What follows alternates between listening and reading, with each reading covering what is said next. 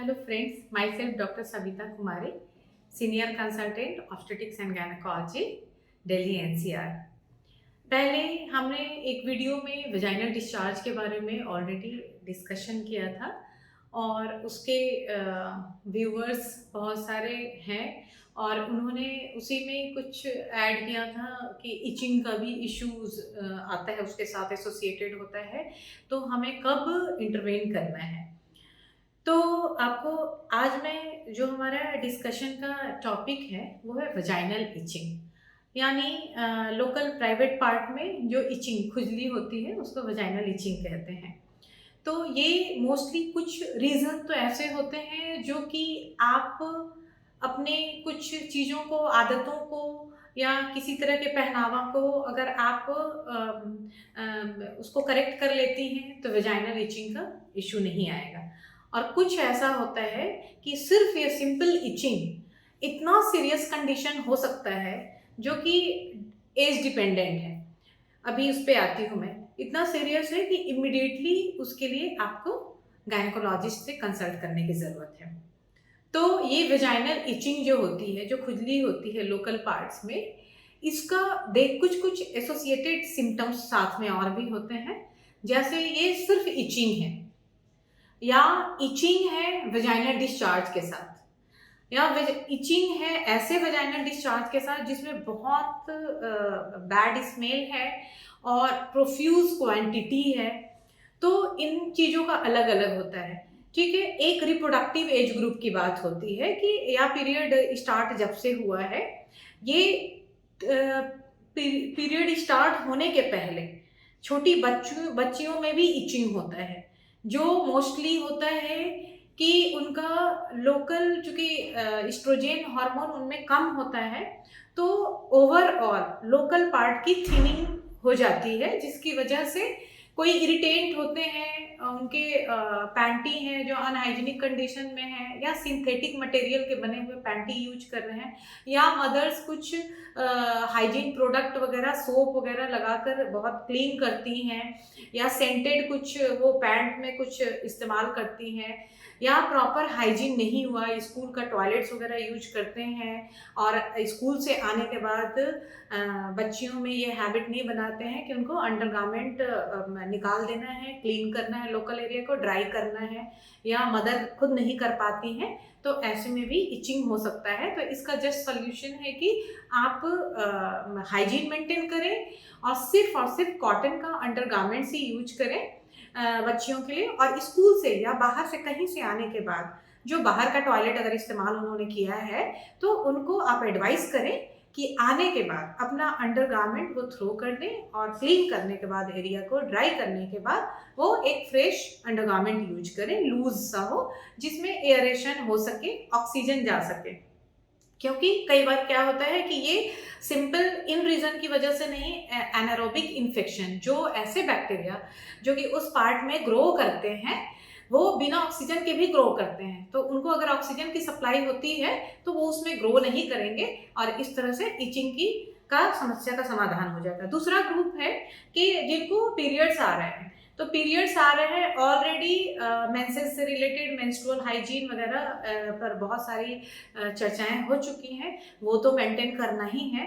उसके अलावा जो कई लोग क्या करते हैं, स्मेल वाले, अच्छी खुशबू वाले केमिकल्स का सोप के रूप में, शैम्पू के रूप में, बॉडी वॉश के रूप में यूज करते हैं, तो उससे भी इचिंग का प्रॉब्लम हो सकता है। या बबल बाथ्स वगैरह लेते हैं, स्विमिंग पूल में जाते हैं, तो वो प्रॉपर हाइजीन मेंटेन नहीं करते हैं, सिंथेटिक कपड़े पहनते हैं, कॉटन का अंडरगारमेंट्स नहीं पहनते हैं, फैंसी सिंथेटिक मटेरियल का बना हुआ पहनते हैं, ठीक है। या अपने टॉयलेट में भी, पर्सनल टॉयलेट में भी कलर टिश्यू पेपर यूज करते हैं, उससे कलर निकलता है और वो इरिटेंट का काम कर सकता है, उसकी वजह से भी वो भी एक इचिंग का, इन ये सारी चीज़ें भी इचिंग की वजह हो सकती हैं। दूसरा क्या होता है कि जो अंडरगारमेंट इस्तेमाल करते हैं वो उसको बहुत हार्ड सोप में से क्लीन करते हैं, सैवलॉन से या डेटॉल से।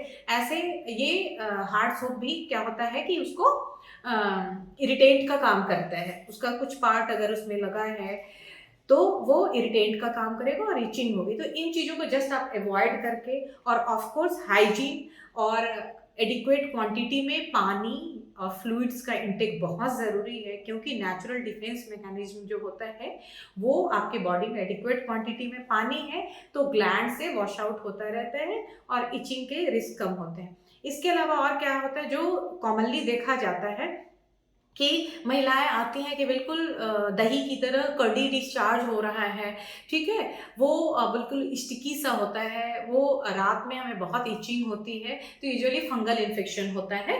फंगल इन्फेक्शन के लिए वही आपकी इम्यूनिटी बढ़ाने की ज़रूरत है, आप इम्यून बढ़ाने वाले चीज़ों का इस्तेमाल करें। फंगल इन्फेक्शन यूजुअली लो इम्यूनिटी वाले लोग को ज़्यादा होता है।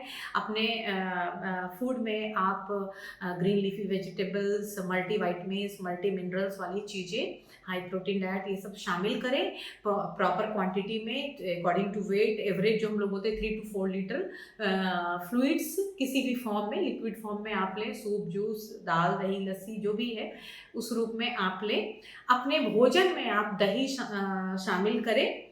और क्या होता है कि खट्टे फ्रूट्स का थोड़ा इस्तेमाल आप ज़्यादा करें, जैसे कीवी हो गया, अंगूर हो गया, संतरा हो गया। ये क्या होता है कि लोकल एरिया में प्राइवेट पार्ट का पीएच होता है जो एसिडिक होना चाहिए, वो एसिडिक से हटके अल्कलाइन की तरफ चला जाता है, तो फंगल इन्फेक्शन के चांसेस होते हैं। इसके फंगल इन्फेक्शन के लिए आपको डॉक्टर से कंसल्ट करने की ज़रूरत होती है। आपके कुछ हो सकता है कि टेस्ट कराने की ज़रूरत पड़े, जो डिस्चार्ज होता है उसको स्लाइड में फैलाकर हाइड्रोजन स्वाब कल्चर वगैरह भी भेजा जाता है।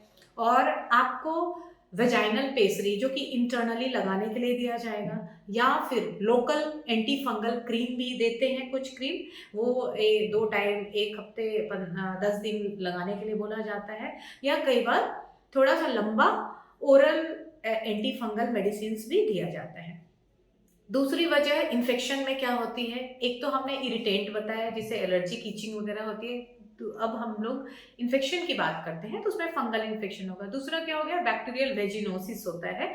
बैक्टीरियल वेजिनोसिस ये एक स्पेशल टाइप का बैक्टीरियल इन्फेक्शन नहीं है, बल्कि क्या होता है कि नॉर्मली वेजाइनल एरिया में, वल्वल एरिया में अच्छे वाले बैक्टीरिया जो हमारे बॉडी को डिफेंस देते हैं, हमारे बॉडी को रोगों से लड़ने वाले कीटाणुओं से वो लड़ते हैं, वो वाले बैक्टीरिया भी होते हैं और हार्मफुल भी होते हैं। तो नॉर्मली क्या होता है कि जो हमारे फ्रेंडली बैक्टीरिया हैं, जर्म्स हैं, वो ज़्यादा होते हैं और पैथोजेन वाले कम होते हैं। लेकिन ये रेशियो जब ऑल्टर्ड हो जाता है तो बैक्टीरियल वेजिनोसिस होती है, उसमें म्यूकॉइड डिस्चार्ज होता है, फिशी स्मेली डिस्चार्ज, मछली जैसा अजीब टाइप का स्मेल आता है, फिशी ओडर होता है, और क्रीमिश वाइट थिक डिस्चार्ज होता है विथ इंटेंस इचिंग होता है।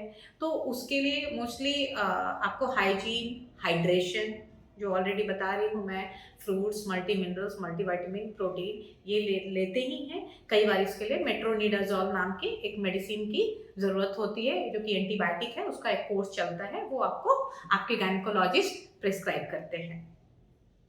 उसके अलावा, ये इन चीज़ों के अलावा जब मेनोपॉज पीरियड में आते हैं, मेनोपॉज मतलब पीरियड बंद हो गया, उनका क्या होता है कि चूंकि एस्ट्रोजन का सपोर्ट नहीं रहता है, एस्ट्रोजन जो फीमेल सेक्स हार्मोन है जिनका मेंसेस में रोल होता है, वो नेग्लिजिबल अमाउंट में होता है और वो इतना प्रोटेक्शन नहीं देता है लोकल एरिया को, तो वेजाइनल वल्वल थिनिंग हो जाती है, उसकी वजह से इचिंग होती है।